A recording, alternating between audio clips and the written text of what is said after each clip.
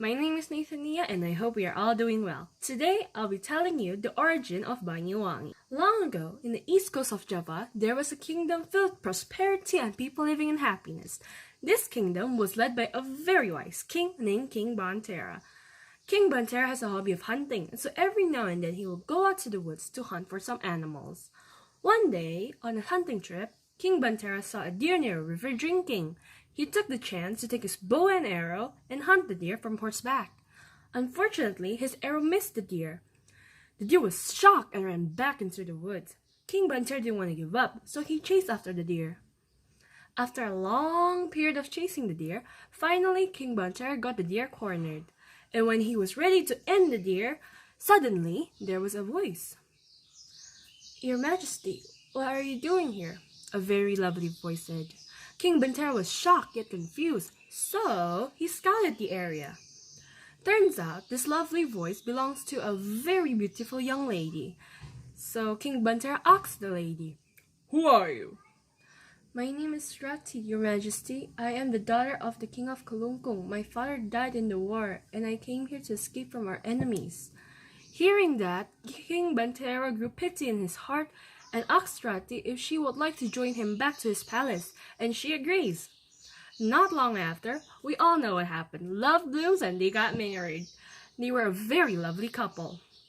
Even though King Bantera and Surati has been married for several years now, King Bantera still couldn't let go of his hobby of hunting. So one day, King Bantera bid goodbye to his wife and went out hunting, escorted by several men. When King Bantera and his men left the palace, there was a very mysterious man infiltrating the palace and went straight to Surati. Turns out, the mysterious man was Surati's older brother, Rupaksa. Rupaksa has come to inform Surati that her husband, King Bantera, was the one who killed their father and asked Surati's help to get revenge for their late father. Hearing this, Surati was shocked by the news. But she knew that her husband wouldn't do such thing because he was a very kind-hearted man. So she declines Rupaksa's request. Rupaksa was furious but kept his composure. So he let go of his headband and gave it to Surati and asked her to put it under her bed. Surati was a very obedient little sister, so she did what her brother has asked her to do.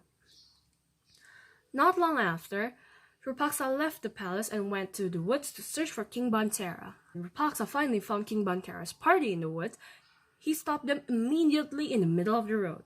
"How dare you intercept me like this?" King Bantera was furious. "I'm sorry, Your Majesty, but I have come here to inform you that your wife has conspired to kill you." Rupaksa lied. "How dare you deceive my wife? Where is your proof?" King Bantera asking for proof. "Just look under her bed, Your Majesty. There must be a headband belonging to the man whom she sent to kill you." Rupaksa then added. Hearing this, King Bantera grew concerned, so he hurried back to his palace and checked under his wife's bed. Turns out it was true. There was a headband. "So it was true what the man has said in the forest. You have conspired to kill me." King Bantera confronted Surati. "No, Your Majesty, I never intended to kill you." Surati trying to explain the situation, but King Bantera wouldn't listen to her because he wouldn't believe her anymore. Surati was devastated, so she ran out of the palace, followed by King Bantera until she stopped at a nearby river.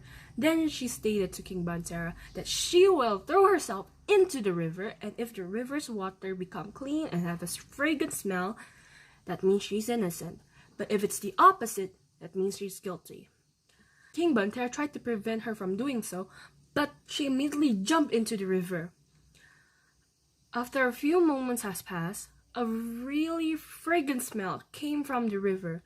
At that moment, King Bantera knew that he was in the wrong and he regretted for not believing his wife. Since then, this place was known as Banyuwangi. In Javanese, Banyu means water, Wangi means fragrant, the fragrant water that reveals Surati's innocence.